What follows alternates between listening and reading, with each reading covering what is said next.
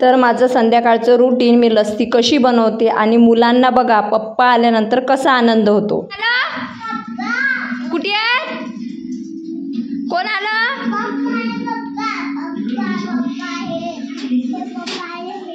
कुठे आहे पप्पा? बापरे, तुझे पप्पा वनातूनच आले रे, 10 वर्ष झाले रे पप्पा नव्हते घरी। श्री स्वामी समर्थ, स्वागत आहे तुमचं या चॅनलवर। कसे आहे? आय होप तुम्ही मस्त आणि मजेत असणार आहे। तर मला व्यवसाय करायचा आहे आणि कसं आहे, काही लोकांना आमची डेली लाईफ पाहायला आवडते की आता खरंच आम्ही हा व्यवसाय करणार आहे का, करणार आहे तर कसं करणार आहे। आणि एका याच्यातच भरपूर व्यवसाय करायचा आहे, म्हणजे इथं माहेवारी सपासद म्हणजे मेसचं बोर्ड लावणार आहे आम्ही, असं भरपूर आमचं प्लॅनिंग आहे। त्याच्यामुळेच आम्ही एवढं रिस्क घेत आहोत। म्हणजे आता ही जी जागा होती तर इथं आम्हाला खड्डा बुजवण्यासाठी 4 ते 5 हजार रुपये खर्च आला आणि मजुरी द्यायला लागली ती वेगळी। तर त्याच्यामुळे आम्हाला व्यवसाय चालवायचा आहे, म्हणूनच आम्ही हे करत आहोत। आणि गणेशजीने आजपर्यंत मेहनतीची कामं केलेले नाहीत, मेहनतीचे म्हणजे उन्हातले कामं केले नाही आहेत। मस्त सावलीतल्या सावलीत कामं करा, ऑफिशियल असे तसे त्यांनी कामं केलेली आहे। आणि डायरेक्ट त्यांना आता हे मेहनतीचं काम मिळालेलं आहे, तेही म्हणजे उन्हातलं। आणि त्यांची हालत बघा कशी होत आहे ते। मुलांना टिफिन बघा ना मी काय करून आणलं तुमच्यासाठी। पानामध्ये उसाचा रस्ते आणला तुम्ही, पा उघडा पटकन।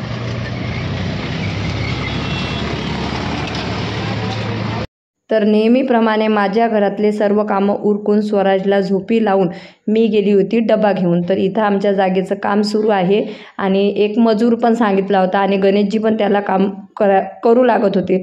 तर आज गणेशजीला मी डबा वगैरे लवकर नेला होता, म्हणजे रोजच्यापेक्षा तर लवकरच नेला होता। आणि निंबू वगैरे दिलेला आहे त्यांना जेवणामध्ये। आणि आज केली होती मस्तपैकी पत्तागोबी जी असते ना, चणा डाळ आणि पत्तागोबी, त्याची भाजी केली होती। आणि गणेशजीला मस्तपैकी जेवण मी घेऊन गेलेली आहे। आणि जेवण झाल्यानंतर जेव्हा आम्ही बघितलं तर ते खड्ड्याचं काम आहे ना, म्हणजे तो खड्डा पूर्ण त्या व्यक्तीने बुजून दिलेला आहे। कारण आपल्या व्यवसायात आपण जिथे करतो तिथं खड्डा नको, कारण तिथं जर खड्डा असला तर आपल्या व्यवसायात पण खड्डा पडतच राहतो। तर आता हे काम करून घेतलेलं आहे। आणि गणेशजी शॉप सांभाळतात, तसंच मी घर सांभाळते, मुलं सांभाळते आणि लस्सी वगैरे करायचं कामसुद्धा माझ्याचकडे असते। दूध आणलं तुम्ही, म्हणजे मला तर तुम्हाला असं वाटतं तुमच्यासाठी किती काही करून तुम्हाला नाव नाही गणेशजी। मला सोडून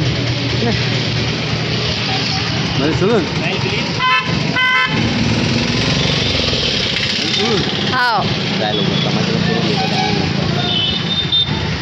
म्हणजे काय गावाला जायला मी तुमची परमिशन घेऊ का? हो।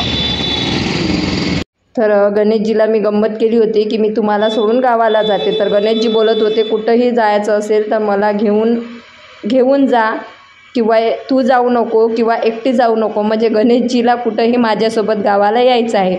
मग मी त्यांना सांगितलं की अरे बाबा, आत्ताच आपला नवीन व्यवसाय सुरू झालेला आहे, कुठंही गावाला जायचं नाही आहे। होळी पण आपण घरीच करू, धुलीवंदनसुद्धा आपण घरीच करू।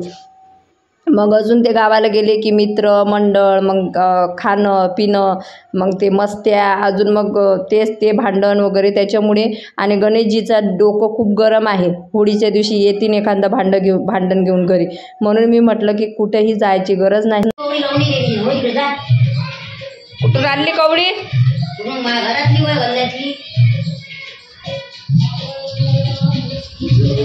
तिले काऊन घाई आहे माहित आहे काय? तिले होळी खेळायची म्हणून घाई आहे तिले। एवढ्या लवकर बसते का ते?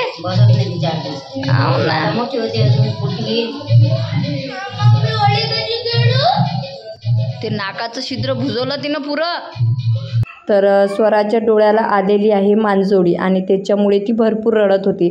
तर आईने ते लसण वगैरे घासतात, काय कवडी घासतात ना, ते जे काही आहे ना ते आई चटका देण्याचं त्या कवडीने काम करत होती। आणि स्वराला ते फोडण्याची भरपूर अशी घाई झालेली आहे। का ते मी तुम्हाला सांगते। तर स्वराला धुलीवंदन खेळायचं आहे, त्याच्यामुळे तिला भरपूर अशी घाई झालेली आहे।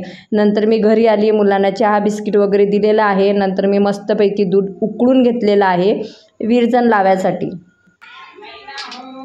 हे कचरा कोणी केला? मैंने केला। पंखा कोणी बंद केला? दूध थंड व्हायचं ना, पंखा चालू केला होता ना?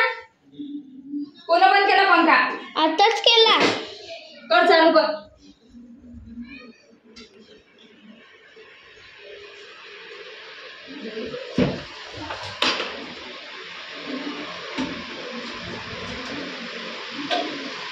आणि विरजण लावल्यानंतर मी ते बकेटीत काढून ठेवत असते किंवा स्टीलच्या भांड्यात काढून ठेवत असते.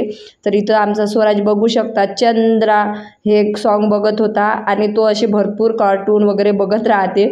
आणि जेव्हा त्याला कळलं की माझी मम्मी मला बघत आहे तर तो अशा पद्धतीने गोल गोल गोल गोल फिरत होता. कुठे आहे? कोण आलं?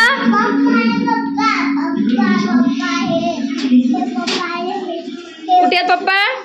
बापरे, तुझे पप्पा वनातूनच आले रे. 10 वर्ष झाले रे पप्पा नव्हते घरी. 10 वर्ष झाले गणेशजी घरी नव्हती तुम्ही. पोराले पा किती हर्ष झाला.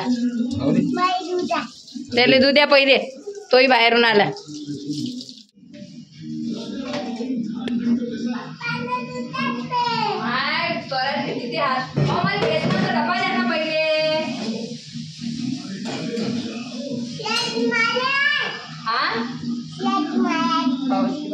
छत्रपती.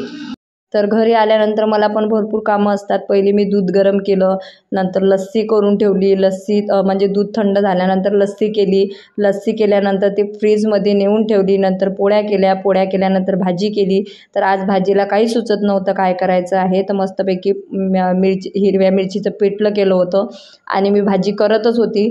तर तितक्यात गणेशजी आले आणि डबा बेसनाचा वर आहे. मग मी गणेशजीला काढून मागितलं. मग गणेशजी म्हणत होते, मी जर घरी नसलो तर तू काय करत असते? मी म्हटलं मग मी चेअर घेतली असती आणि चेअर थ्रू मी तो डबा काढला होता, पण अचानकपणे तुम्ही घरी आले तर मला डबा काढून द्या. कारण आता गणेशजी कामावर जातात, त्याच्यामुळे सब्जावर सर्व डबे वगैरे असतात, तर त्याच्यामुळे मला खुर्ची घेऊनच ते डबे वगैरे काढावं लागतात. आणि गणेशजी असले तर मग तेच काढून देतात.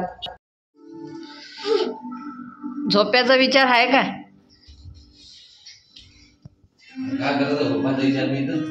नाही, तुम्ही मस्त शांततेनं बसून आले. आम्हाला सकाळपासून चालू राहा लागते म्हटलं. काळजीनं उरकत जा जरा. चला तर बाय बाय सर्वांना. आता झोपतो हे बघा.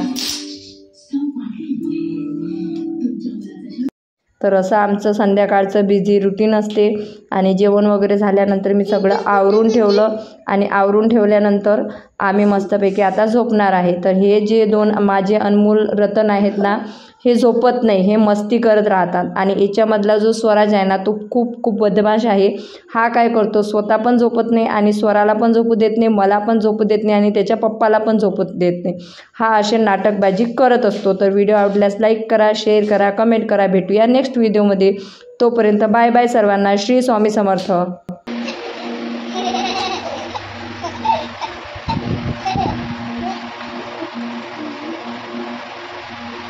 भारत पाकिस्तान आहे ते. याले अजिबात एकामेकाचा धक्काही सहन होत नाही, काही सहन नाही होत.